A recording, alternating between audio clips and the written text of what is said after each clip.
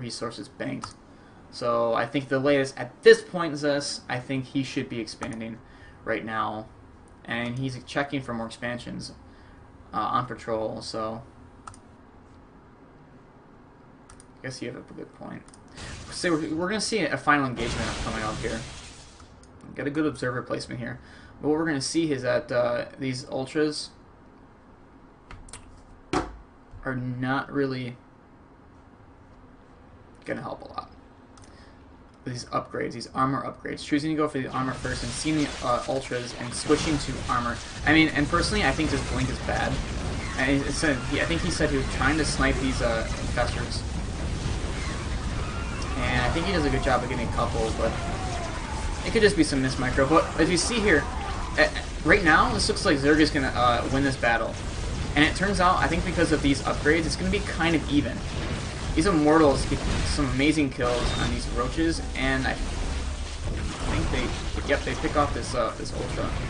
But the key here is the economic advantage. As soon as you get your even trade, you can warp in a whole new army. And we're gonna see a GG here sometime soon. As soon as I don't lag out. Computer, come on, don't overheat.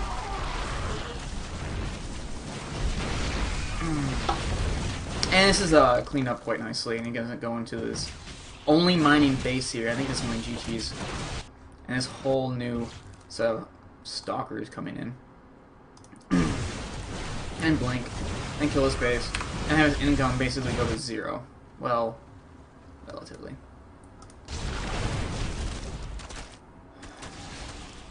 What does he have for an army? 3 ultras and 3 lanes. Yeah, that's not much shit, is it? And it basically picks it off up here. Wow, nice surround. Yep, and that's a GG. 136 of 44 food. So let's get into my view. Let's look at my face. Look at my face. So some key things to note about in this game. Let's go back to the beginning. We have Zerg with an 11 pool, and we see the Central Scout. The probe sees it. That's the first thing.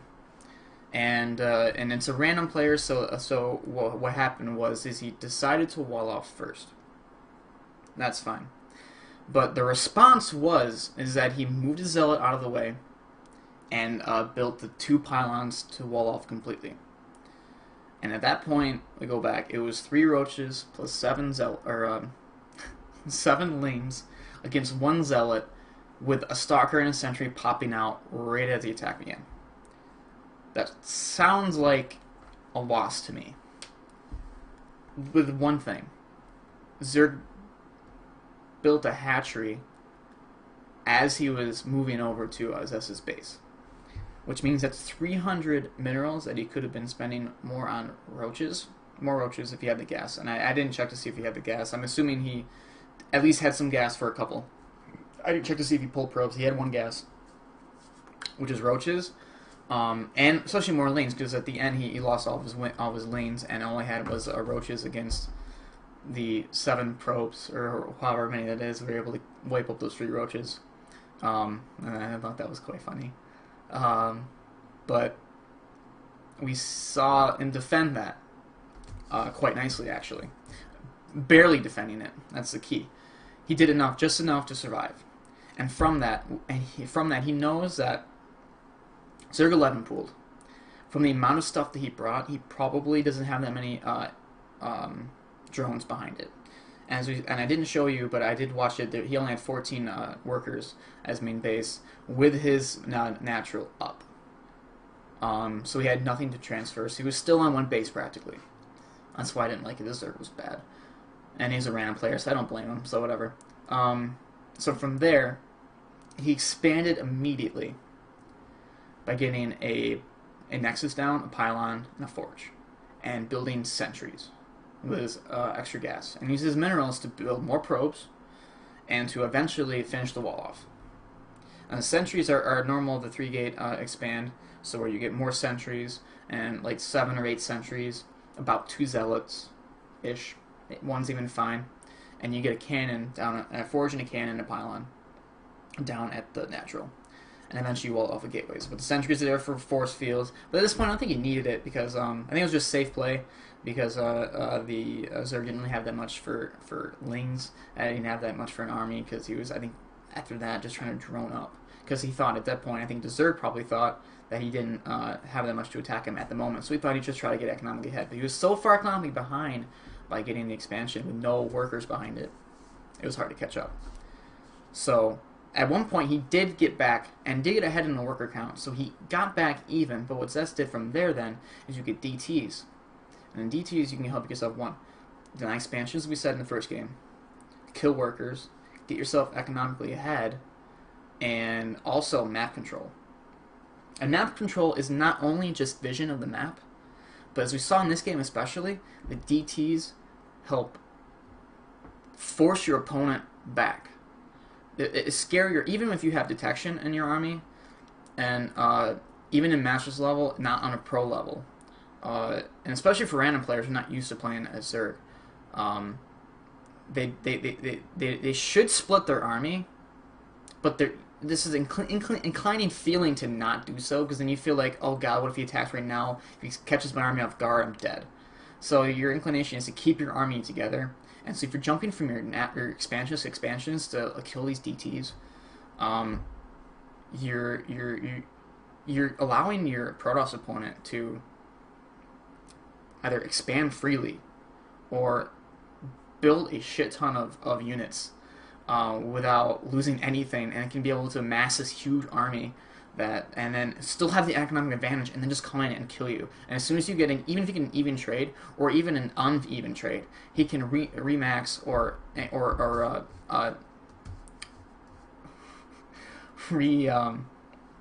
reinforce that army almost like a Zerg player normally would. So it's kind of flip flopped. It's how Protoss can play like a Zerg player even. So these DTs act almost like lane run-bys as a Zerg player, except they're cloaked and they're OP in some occasions. But oh, and then also while you're doing this, if you're designing expansions, you're getting economic ahead. I also said upgrades. Upgrades. You're obviously aiming towards a game that's macro oriented. You're aiming to win in the late game, and upgrades, getting an upgrade advantage over your opponent, is key to winning in the late game. As we saw at the end, we saw a engagement that was actually probably Zerg favored with the position. The relatively, I would consider him bad blink, even though he did a couple investors picked off. But we saw that the upgrades in a normal situation, if it's even, I would have said that he probably would have completely raped Zess's army.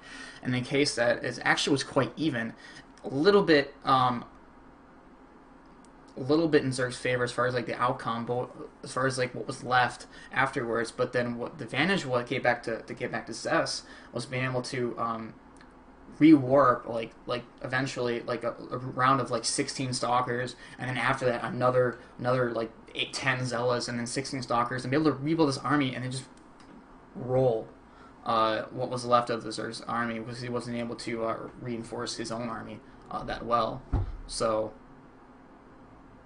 DTs are a good unit, and Zess has proven it to us here on a non-pro level even. Although Zess, you're pro in my heart. So this has been Day 9 inspired. I even got my Day 9 shirt on today, and Zess has been asking me to do some analysis of his PvZ lately. He's been saying he's doing a really good job on his PvZ and having difficulties with his other matchups, which is mainly, I think, PvT, because he thinks his PvP is going pretty good. So, at least in the latter, he says he's going pretty well. But on a normal Day 9, I believe you ask questions, but I don't know how many viewers I have. I have one viewer right now.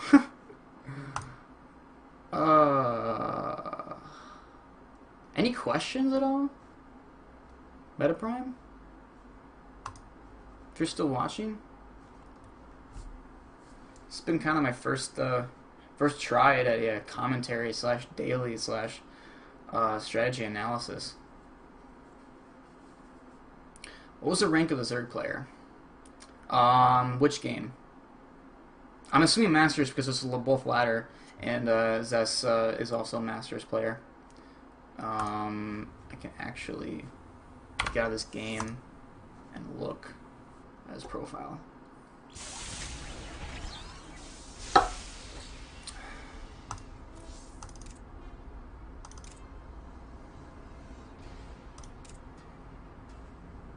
I actually can't get his profile. That's stupid. I have to go to his profile. Okay. Whatever. Oh, what race are you, Meta Prime? 2 days old of the game. Yeah, at least high diamond. I would assume so. Also. Zerg, okay. Well, even though I'm talking mostly in the Protoss' viewpoint, I think it's good to, I think you even learn stuff as a Zerg player in this idea, in a sense, and what you can do to respond. As a Zerg player, a good way to respond to harassing DTs is one, I mean, getting spine crawlers and one spore crawler in the right spot is really handy, but allowing yourself to leave just a little bit behind in your base.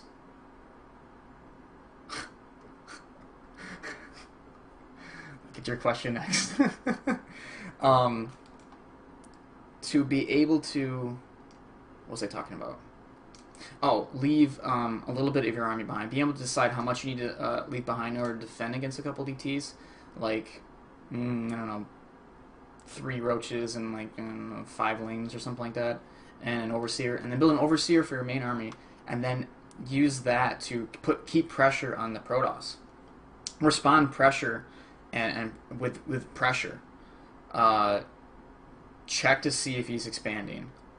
You have fast lanes, go snipe that. Even if you and those overseers are pretty good too. So if you take roaches instead with an overseer, a lot of times Protoss will respond by warping DTs for defense and be able to kill all your lanes and defend his expansion that way.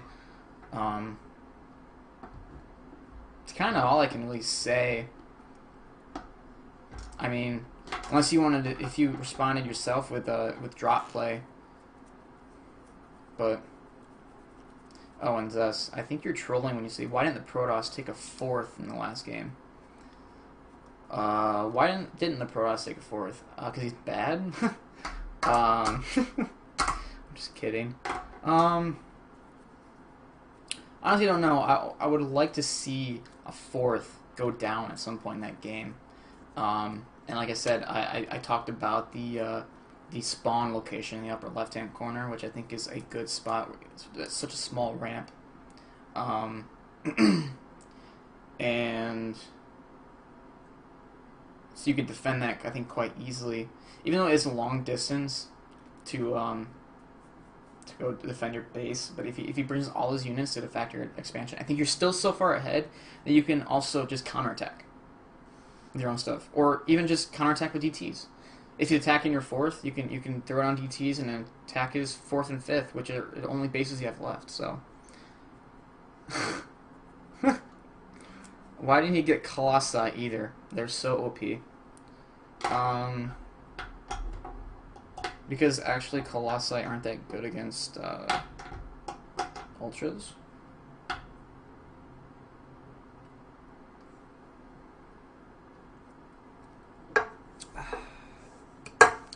Out of the 2 or 3 viewers that I have, I'm going to take one last question.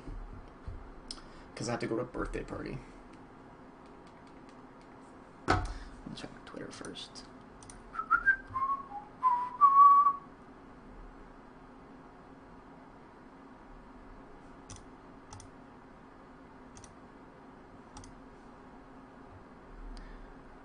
How does Hydras fare against Colossi?